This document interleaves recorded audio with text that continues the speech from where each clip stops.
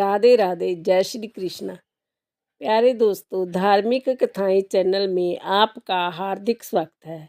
दोस्तों, आज मैं अपनी वीडियो में आपके लिए लेकर आ रही हूँ छठ तिलाकादशी व्रत कथा। दोस्तों, माघ मास के कृष्ण पक्ष की एकादशी को छठ तिलाकादशी कहते हैं। इस दिन भगवान विष्णु की पूजा की जाती है। इस दिन काले तिल और श्यामा गाय के दान का विशेष महत्व है। शरीर पर तिल के तेल की मालिश, तिल जल से स्नान, तिल जलपान तथा तिलों के पकवान की इस दिन विशेष महत्ता है। विधि पूर्वक जय व्रत करने वाले को रोगों से मुक्ति मिलती है और सुखों में वृद्धि होती है। प्यारे दोस्तों, यदि आपने यूट्यूब चैनल धार्मिक कथाएं लाइक और सब्सक्राइब नहीं किया तो ज़रूर करें। बेल आइकन दबाना ना भूलें ताकि आने वाली सभी वीडियोज़ की जानकारी आपको सबसे पहले हो सके। वीडियो को पूरी सुनने के बाद कमेंट बॉक्स में जय विष्णु जी लिखना ना भूलें। दोस्तों, एक समय दलभ्या ऋषि ने महर्षि पुलस्त्य से पूछा, हे महाराज, मृत्युलोक में मनुष्य ब्रह्म हत्या आदि नेक महापाप करते हैं। प्राय धन की चोरी और दूसरों की उन्नति को देखकर ईर्ष्या करते हैं तथा अनेक प्रकार के व्यसनों में फंसे रहते हैं, फिर भी उन्हें नरक प्राप्त नहीं होता। इसका क्या कारण है? ना जाने वह कौन सा दान अथवा पुण्य वह करते हैं जिससे उनके पाप नष्ट हो जाते हैं। जय सब कृपा पूर्वक कहिए। पुलस्त्य मुनि कहने लगे, हे राजन, आपने अत्यंत सुंदर प्रश्न पूछा है। इससे संसार के जीवों का कल्याण होगा। ब्रह्मा, विष्णु, रुद्र तथा इंद्र आदि भी इस गुप्त भेद को नहीं जानते, परंतु संसार के भले के लिए मैं आपको सुनाता हूँ।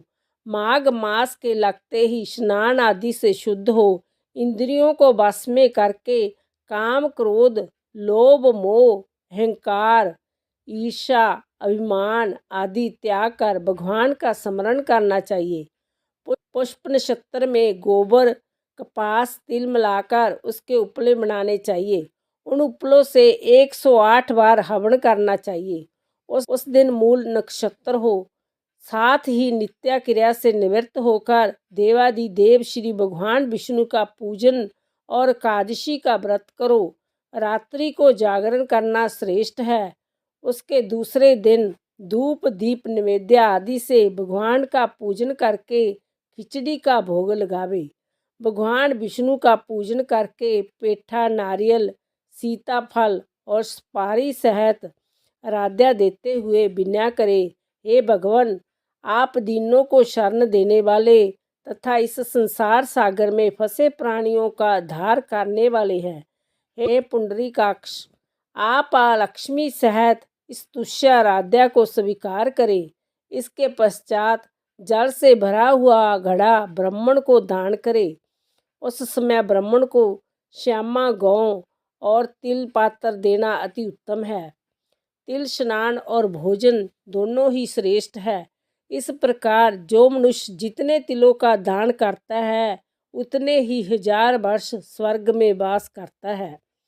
तिल मिश्रित जल में स्नान, तिलों का उपटन, तिल मिश्रित सामग्री से हवन, तिल मिश्रित जल को पीना और भोजन में तिलों का प्रयोग तथा तिलों का दान जैसे कार्य छठ तिला कहलाते हैं।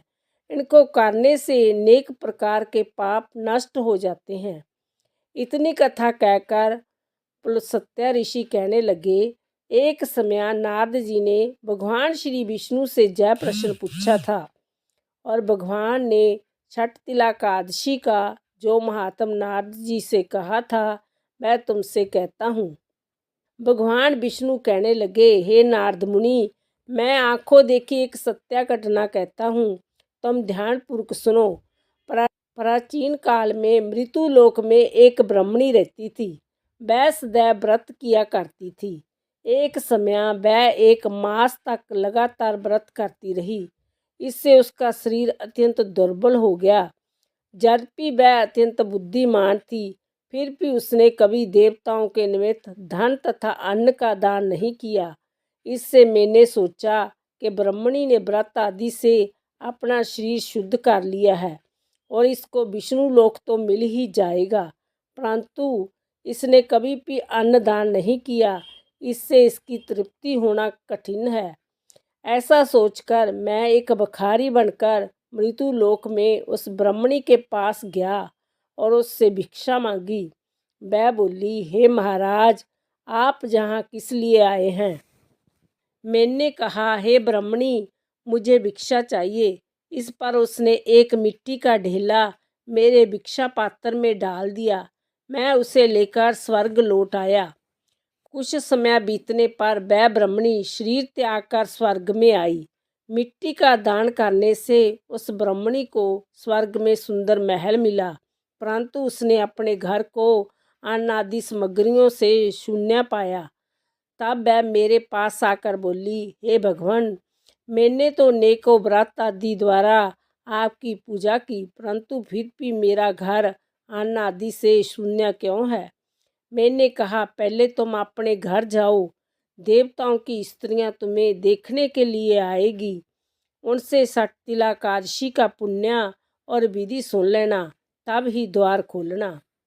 भगवान के ऐसे वचन सुनकर वह अपने घर आ गई। जब देव स्त्रियां आई और उन्होंने द्वार खोलने के लिए कहा, तो ब्राह्मणी बोली कि आप मुझे देखने के लिए आई हैं, तो सबसे पहले षट तिलाकादशी का महात्म कहिए। तब उनमें से एक देव स्त्री ने षट तिलाकादशी का महात्म कह सुनाया। ब्राह्मणी ने महात्म सुनकर घर का द्वार खोल दिया। देवगणाओं ने देखा कि वह ना तो गांधर्वी है और ना ही असुरी, वर्ण संसारिक वृद्धा है। उस ब्राह्मणी ने देवियों के कथनानुसार षट तिलाकादशी का व्रत किया। उसके प्रभाव से वह देव कन्याओं के समान सुंदर और रूपवती हो गई तथा उसका घर अन्न आदि संसद सामग्रियों से भरपूर हो गया। बोलो कादशी मैया की जय। बोलो भगवान विष्णु जी की जय। हरे राम राम राम हरे हरे, हरे कृष्ण कृष्ण कृष्ण हरे हरे, हरे राम राम राम हरे हरे, हरे कृष्ण कृष्ण कृष्ण हरे हरे।